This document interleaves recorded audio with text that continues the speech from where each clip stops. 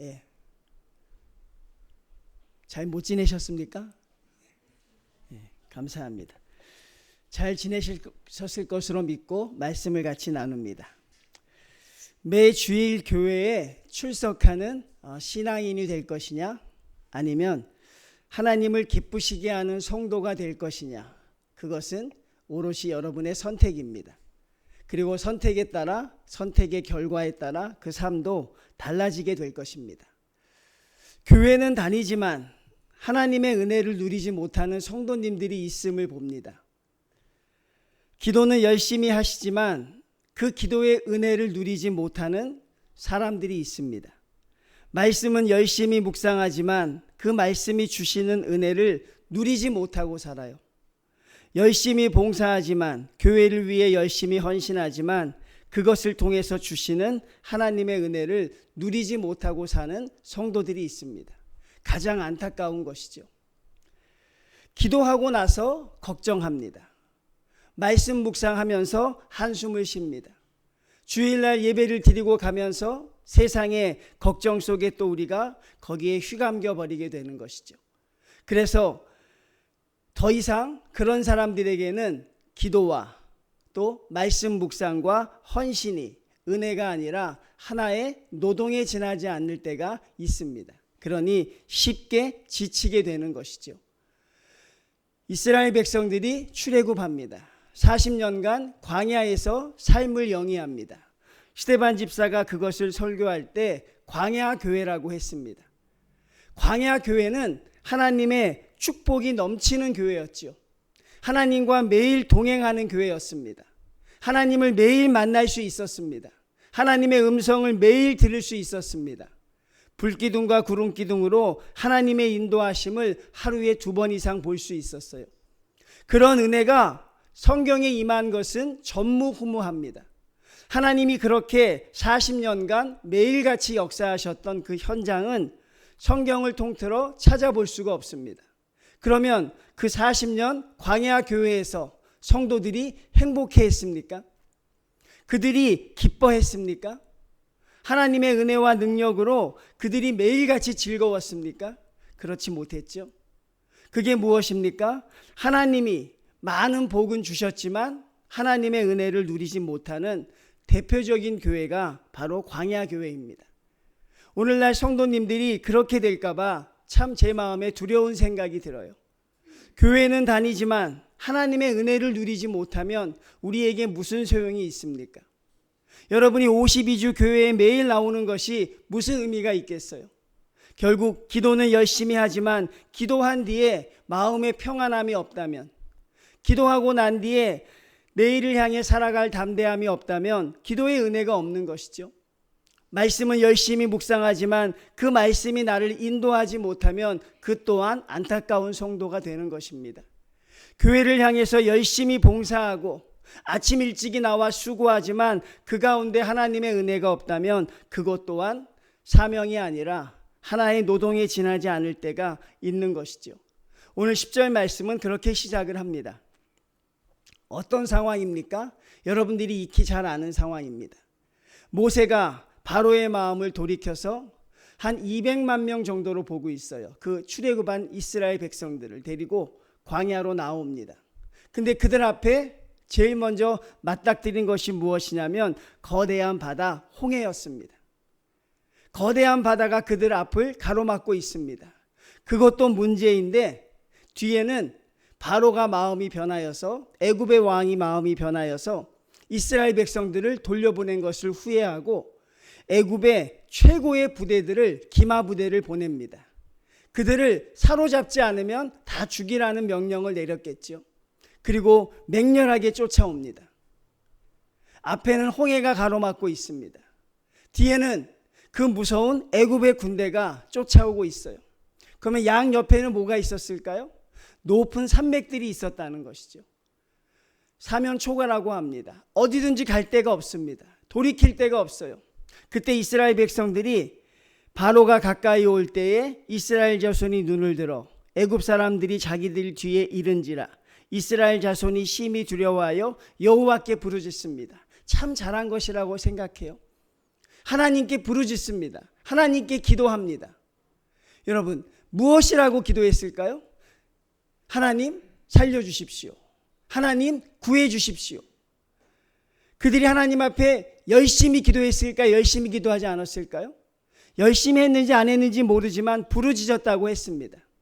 그리고 그들이 기도를 마친 뒤에 그들이 뭐라고 이야기합니까? 기도를 마친 뒤에 하나님이 함께 하실 것이라고 합니까? 하나님이 이기실 것이라고 해요? 우리가 잘 견뎌서 하나님 나라에 이를 것이라고 서로 위로하며 격려합니까? 그들이 뭐라고 하는지 말을 들어볼까요? 기도를 다 마쳤습니다. 애굽에 매장지가 없어서 당신이 우리를 이끌어내어 이 광야에서 죽게 하느냐? 당신이 우리를 애굽에 내어 우리에게 이같이 할 수 있느냐? 우리를 가만히 내버려 두라. 우리가 애굽 사람을 섬기다 죽을 것이라. 애굽 사람을 섬기는 것이 하나님을 따라서 광야에 나오는 것보다 훨씬 낫겠다고 합니다. 이게 기도의 결과였어요. 열심히 부르짖었는데 어느 누구도 하나님 감사합니다, 하나님 우리를 지켜주실 줄 믿습니다 하고 말하는 사람이 없습니다. 기도는 열심히 했지만 기도가 주는 은혜를 누리지 못합니다.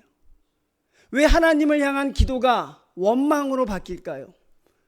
어떻게 이런 일이 있을 수 있을까? 하나님을 향해 부르짖었는데 기도가 어느새 원망으로 바뀝니다.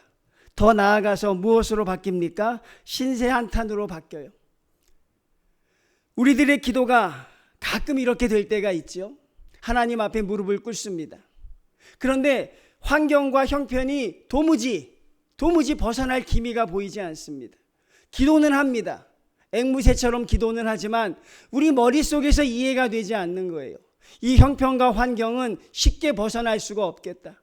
너무 절망적이다. 너무 어렵다. 그때 우리의 기도가 바뀌어요. 무엇으로 바뀝니까? 원망으로 바뀝니다. 하나님, 제가 무엇을 잘못했길래 이런 어려움을 주십니까? 구해달라는 기도가 아니라 이제는 원망으로 바뀌어요. 내가 무엇을 그렇게 잘못했습니까? 그리고 원망은 무엇으로 바뀝니까? 신세한탄으로 바뀌어요. 이게 내가 하나님 믿는 결과입니까? 내가 이게 하나님을 섬긴 결과입니까? 다른 사람들은 다 괜찮은데 하나님 왜 나에게 이런 고통을 주십니까? 그리고 한참 하다가 마무리는 뭘로 할까요? 예수님의 이름으로 기도합니다. 아멘. 그리고 눈을 떴는데 기쁨이 있어요? 하나님이 우리를 지켜주신다는 믿음이 있습니까? 없습니다. 이게 여러분 오늘 이스라엘 백성의 현실이었어요. 이스라엘 백성의 이게 현 주소였습니다. 그들의 믿음의 성적표였어요. 기도는 하지만 하나님이 주시는 기도의 은혜를 누리지 못합니다. 그게 안타까운 것이죠. 저는 성도님들이 그렇게 되기를 늘 희망하고 제가 늘 환상하는 것이 하나 있어요. 그게 뭐냐면 기도하기 전의 성도와 기도한 후의 성도는 다르셨으면 좋겠어요. 아멘. 찬양하기 전의 성도와 찬양한 후의 성도는 좀 달랐으면 좋겠어요. 주일날 말씀을 듣기 전에 여러분과 말씀을 들은 여러분은 좀 다른 사람이 됐으면 좋겠어요. 제가 어릴 때 늘 교회에서 살았어요. 목사 아들도 아닌데 왜 교회에서 살았는지 늘 교회에서 살았어요. 같이 아침을 먹고 점심을 먹고. 그런데 제가 성도들이 얼마나 기도하는 걸 많이 보았겠어요. 그들이 기도실로 들어갑니다. 어린 마음에도 야, 저들이 기도하니까 교회가 좋아지겠다. 한참 들어가서 나오질 않으세요. 기도실에 가서 2시간 3시간 기도합니다. 그 나오는 그들의 표정을 보면 밝지가 않아요. 기도하고 나온 사람들이 아주 희망의 메시지를 낼 줄 알았는데 기도하고 나온 사람들이 여전히 근심 가운데 있어요. 옆에 있는 사람과 이야기를 나눕니다. 기도 많이 했어요? 예, 했습니다. 어떻습니까? 모르겠어요. 어떻게 해결될 희망이 보입니까? 에이, 해결되겠어요?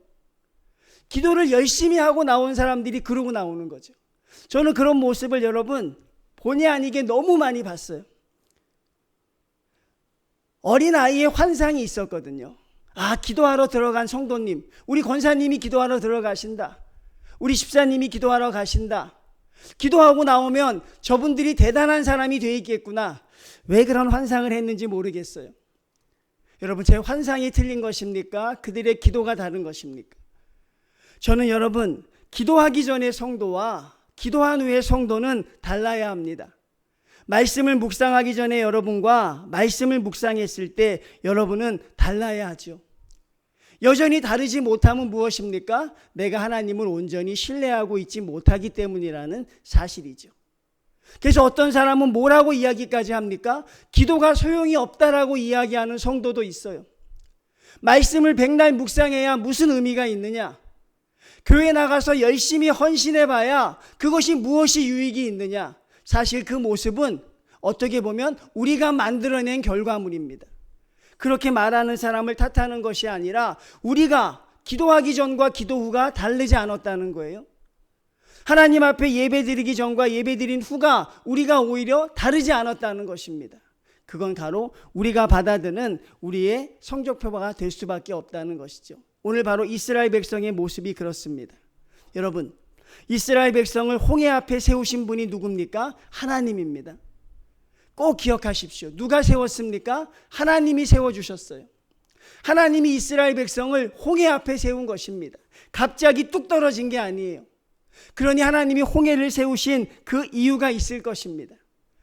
넘실거리는 홍해바다 앞에서 이스라엘 백성들이 어떤 액션을 취했을까요? 여러분, 200만 명의 사람이 바다의 앞에 있습니다. 그 사람들이 저마다 어떻게 했을까요? 안 봐도 뻔할 것 같아요. 비명을 지르며 우왕좌왕하는 그들의 모습이 눈에 들어옵니다. 갈팡질망하며 어디로 나가야 할지 모르는 그들의 모습이 상상이 됩니다. 그때 하나님이 그들에게 해결책을 주십니다. 처방전을 주십니다. 그 처방전이 무엇입니까? 바로 우리가 오늘 읽었던 말씀에 나와 있죠. 13절입니다. 너희는 두려워하지 말고 가만히 서서 여호와께서 오늘 너희를 위하여 행하시는 구원을 보라. 세 가지입니다. 첫 번째 무엇입니까? 두려워하지 말라는 것입니다. 두 번째는 무엇입니까? 제발 가만히 좀 있으라는 것입니다. 제발 가만히 서 있으라. 그리고 세 번째는 무엇입니까? 하나님의 구원을 보라고 말씀합니다. 사랑하는 성도님들, 하나님이 오늘 이스라엘 백성에게 요구하는 것이 무엇이에요? 첫 번째, 두려워하지 말라. 많이 듣던 말이니까 이건 우리가 이해할 수 있어요. 두 번째는 무엇입니까? 제발 가만히 좀 있으라는 거예요. 우리가 어린아이들한테 그런 말을 많이 하죠. 막 청소하려고 애가 왔다 갔다 하면 뭐라 그래요? 제발 가만히 좀 있어. 하나님이 우리에게 바라는 게 제발 가만히 좀 있으라는 것입니다. 제발 떠들지 말고, 제발 울고불고 난리치지 말고, 제발 조용히 가만히 좀 서 있으라고 부탁합니다. 그리고 세 번째는 뭐라고 합니까? 하나님이 구원하시는 것을 보라고 합니다. 아마 굉장히 사납고 거친 말들, 감정에 치우친 말들이 오고 갔을 것이에요. 사랑하는 성도님들, 여러분께 묻고 싶어요. 불평하거나 원망을 토로하면서 감정이 격해서 중도에 포기한다고 난리칠 때가 있습니다.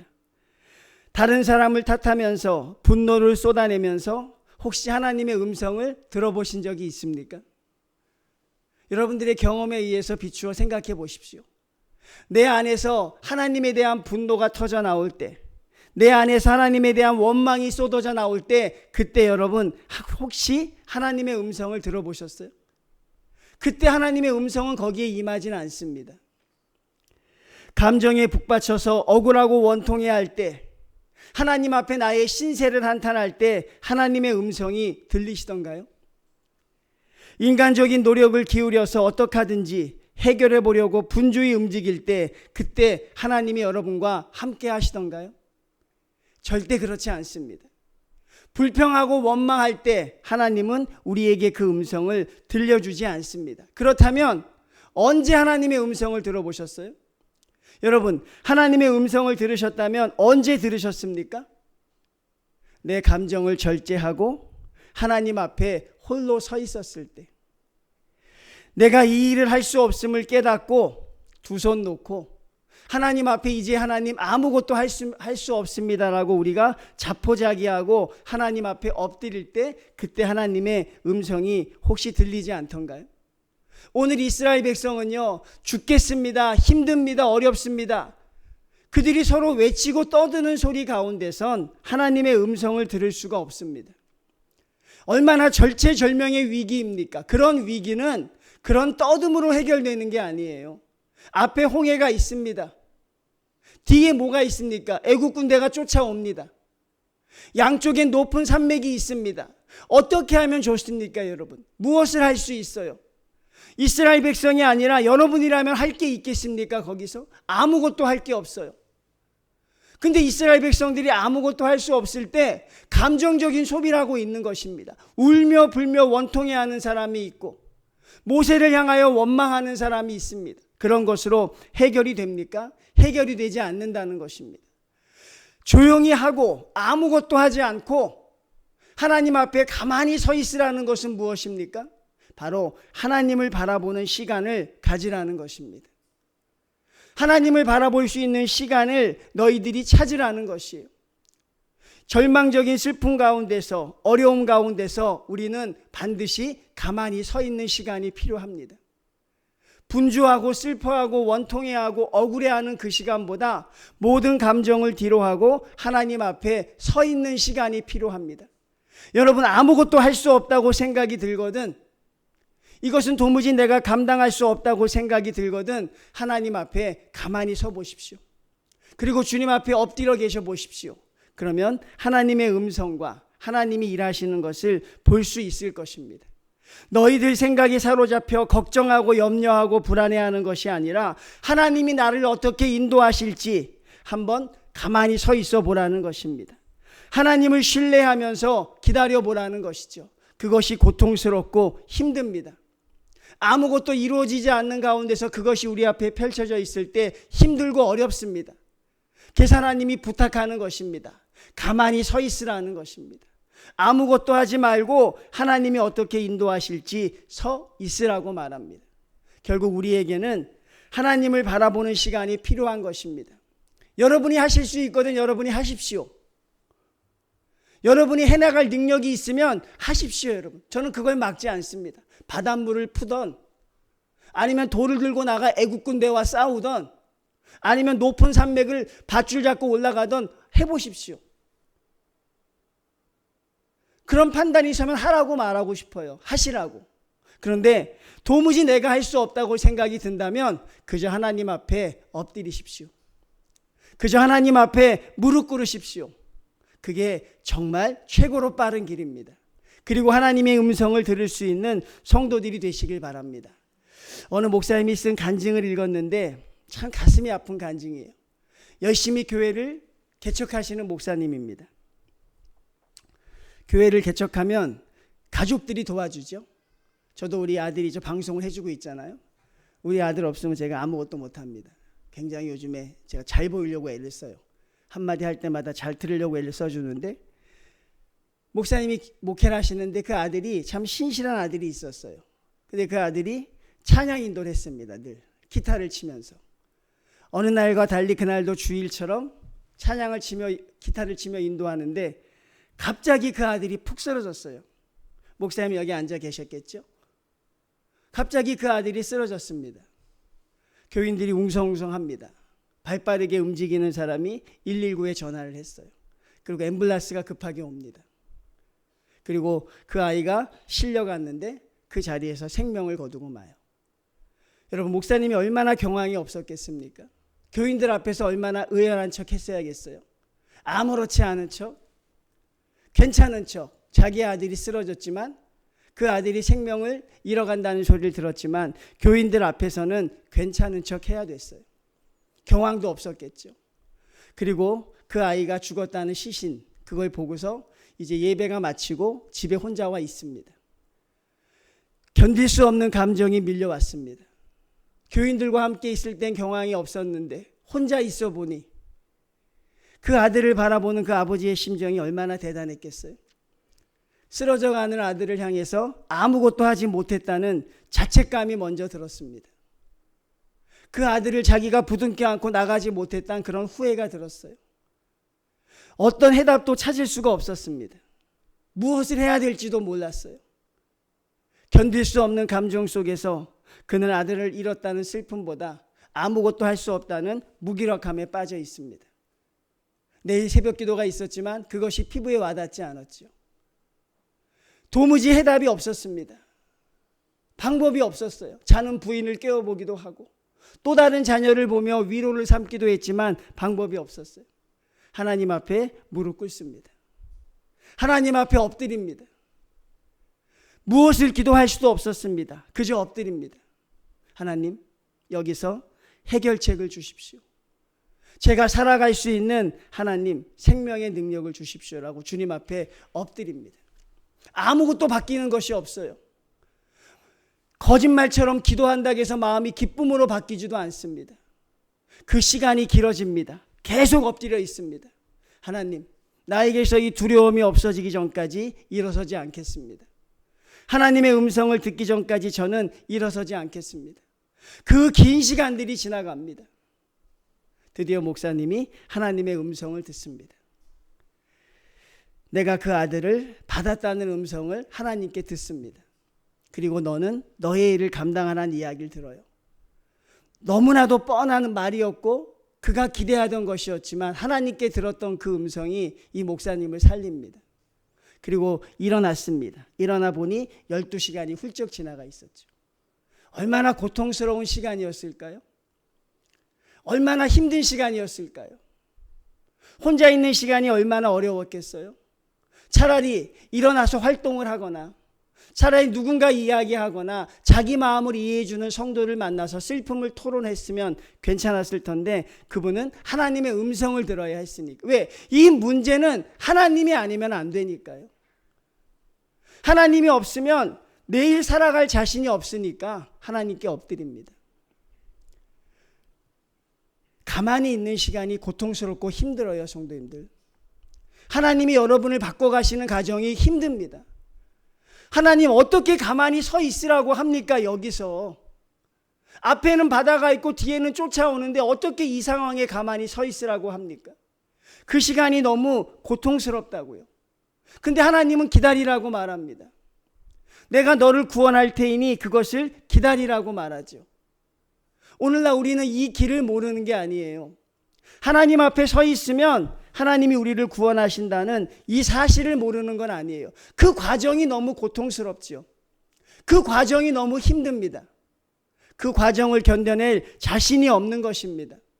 그래서 우리는 쉽게 무릎을 털고 일어납니다. 그리고 내가 그 문제를 해결해 보려고 하는 것이죠. 거기서 우리가 또 실패하죠. 제가 여러분에게 조금 과장되게 말했잖아요. 하실 수 있거든 하십시오. 여러분이 해서 여러분의 문제가 해결될 수 있거든 여러분이 하시라고 말씀합니다. 여러분이 바닷물을 가를 수 있고 여러분이 애굽의 군대를 물리칠 수 있고 여러분이 높은 산맥을 오를 수 있다고 생각하시면 그 길을 하십시오. 그런데 내가 도무지 아무리 생각해봐도 하나님 외에는 답이 없고 아무 것이 없다고 할 생각이 되거든 주저 말고 여러분 하나님 앞에 엎드리십시오. 하나님 여러분의 음성을 들으실 줄로 믿습니다. 눈을 닫고 입을 닫고 귀를 막고 하나님만 바라보십시오. 변하는 것이 없어도 견디십시오. 마음에 기쁨이 생기지 않아도 여러분 이겨내십시오. 그리고 주님 앞에 그 과정을 거쳐야 합니다. 예수님도 그러셨어요. 겟세마네 동산에서 십자가를 지시는 두려움이 있었어요. 그 두려움을 이기시는 과정이 얼마나 어려웠겠어요. 그 기도가 얼마나 힘들었겠어요. 근데 주님은 그 과정을 이겨내십니다. 밤새 시간이 흘렀지만 주님은 그 과정을 이겨내십니다. 그리고 십자가로 나서지요. 엘리야 선지자도 그렇습니다. 작은 구름을 보기 위해 7번이나 엎드렸습니다. 작은 구름을 보기 위해 7번이나 엎드렸습니다. 그 과정이 힘들다고 여러분들이 포기하지 마셨으면 좋겠어요. 그 과정이 어렵다고 회피하지 않으셨으면 좋겠습니다. 여러분에게 견디라는 말을 하고 싶어요. 여러분에게 그 과정을 이겨내라는 말을 하고 싶어요. 고통스럽지만 여러분이 하나님 만나야 해결되는 것입니다. 어렵고 힘들지만 여러분이 하나님의 음성을 들어야 그래야 해결이 되는 것입니다. 여러분 오늘 홍해는 우리에게 그것을 보여주고 있는 것이에요. 가만히 서 있을 수 있겠느냐? 이것은 무엇이에요? 하나님만을 바라볼 수 있겠느냐? 가만히 서서 무엇을 해야 됩니까? 홍해를 바라보는 것이 아니라 하나님을 바라볼 수 있어야 한다는 사실이죠. 우리에게 그런 능력이 있다면 무엇이 우리가 두렵겠습니까? 무엇이 어렵겠습니까? 그래서 제가 처음에 서두에 기도하면서도 기도의 은혜를 누리지 못하는 성도들이 있습니다. 적어도 주님께 기도했다면 이런 말이 나와서는 안 되죠. 기도하고 원망하고 기도하고 불평하는 그런 것은 참된 기도의 은혜가 아닙니다. 여러분이 왜 이렇게 합니까? 하나님의 음성을 듣기 전에 여러분들의 기도가 멈추어졌기 때문에 그래요. 하나님의 음성을 듣기 전에 여러분의 기도가 거기서 중단이 된 것이죠. 여러분, 더 나아가야 합니다.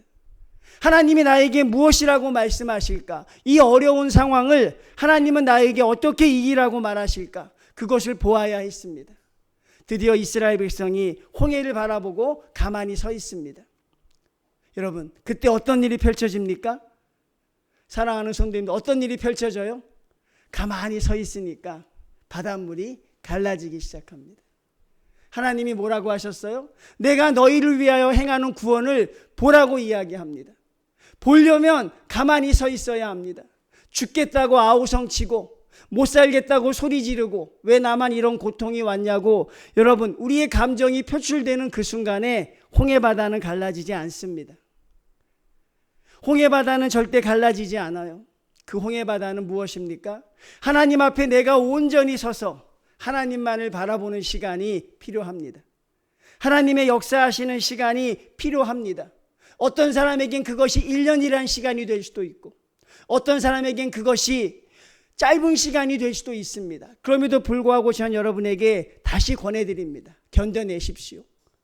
이겨내시길 바랍니다.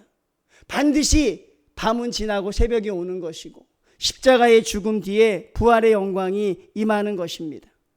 하나님의 음성이 들리지 않으니까 아마 하나님의 뜻은 그럴 것이라고 예단하지 마시고 하나님의 음성을 들으십시오. 왜? 이 문제는 하나님만이 해결할 수 있기 때문에, 나의 이 어려움은 하나님만이 해 주실 수 있기 때문에 그렇다는 사실입니다. 오늘 8절 말씀 한번 볼까요? 14장 8절 봅니다. 여호와께서 애굽 왕 바로의 마음을 완악하게 하셨으므로 그가 이스라엘 자손의 뒤를 따르니, 뭐라고 되어 있습니까? 이스라엘 자손이 어떻게 나갔다 그래요? 담대히. 자, 언제까지 담대히 나아갔을까요? 홍해를 만나기 전까지요. 홍해를 만나기 전까지 담대히 나아갈 수 있습니다. 근데 홍해를 만났을 때의 성도는 다르셔야 할 줄로 믿습니다. 큰 어려움을 만났을 때 여러분은 다르셔야 합니다. 하나님 앞에 서 있어야 합니다. 주님 앞에 엎드리실 수 있어야 합니다. 하나님이 나에게 일하시는 그 일하심의 내용을 여러분 들으실 수 있어야 한다는 사실이죠. 그러니 여러분, 신앙은 감정적인 것이 아니에요. 성도들이 막 울면서 기도했다고 해서 은혜가 넘치는 게 아니더라고요. 얼마든지 다른 이유로 울 수 있어요. 사도 바울은 여러분, 한 번도 하나님의 사역을 감당하면서 힘들다고 울면서 징징거린 적이 없어요. 한 번도 울면서 못하겠다고 한 적이 없어요. 사도 바울이 울었을 땐 언제입니까? 바로 구원받지 못하는 백성들이 불쌍해서 가슴 아파한 적은 있어도, 하나님의 일을 감당하면서 감정적이지 않습니다. 여러분, 감정적이면 망하는 것이에요. 모든 감정을 내려놓고 냉철하게 하나님 앞에 서십시오. 하나님만이 하실 수 있다. 하나님만이 하실 수 있고 하나님만이 해결해 주실 수 있다. 그렇다면 하나님 앞에 서는 것입니다. 그리고 나아가서 하나님의 일하심을 보십시오. 하나님의 역사하심을 느끼십시오. 바다가 갈라지는 현장을 여러분 목격하십시오. 그리고 하나님의 능력에 젖어서 그 홍해를 걸어가는 기쁨을 여러분들이 느끼셨으면 좋겠어요. 바다를 가두고 걸어가는 성도의 기쁨이 우리의 기쁨이 되었으면 좋겠습니다. 그러려면 고통의 시간을 견디십시오. 그리고 하나님을 여러분 발견해야 할 줄로 믿습니다. 우리의 생각과 우리의 믿음이 바뀌어야 돼요. 여러분의 가치관이나 신념 체계가 바뀌어야 합니다. 우리가 사도행전을 묵상하고 있죠. 예수님을 만나고 영접해도 하나도 안 바뀌어요. 주님의 부활을 믿는다고 해도 할례를 받고 율법을 받아야 한다는 그들의 생각이 하나도 바뀌지 않습니다. 그거 받지 않으면 구원이 아니라고 주장하는 성도들이 되죠. 하나도 바뀌지 않아요. 사람의 행동, 가치관 이런 것을 보면 가장 바뀌기 좋은 것이 행동체계라고 합니다. 이 행동이라는 것은요, 우리의 생각과 신념이 동의하지 않아도 열심을 낼 수 있대요. 그러니 믿음이 바뀌지 않은 상태에서도 열심히 할 수 있다는 것이에요. 동의가 되실지 모르겠어요. 내가 동의하지 않지만 열심히 할 수 있다는 것입니다. 그러니 감정적인 것이 아니고 행동적인 것이 아니고 생각 자체가 바뀌어야 하는 것이죠. 내 하나님이 나를 구원하시고 내 하나님이 나의 기도를 들으신다. 그리고 우리는 그 기도의 능력을 행할 수 있다는 믿음을 가지고 홍해 앞에 서 있을 수 있어야 하는 것입니다. 말씀을 마무리합니다. 하나님이 왜 이스라엘 백성을 보고 가만히 있으라고 했을까요? 또 다른 뜻으로 이제 하나님이 싸우시겠다는 것입니다. 할렐루야.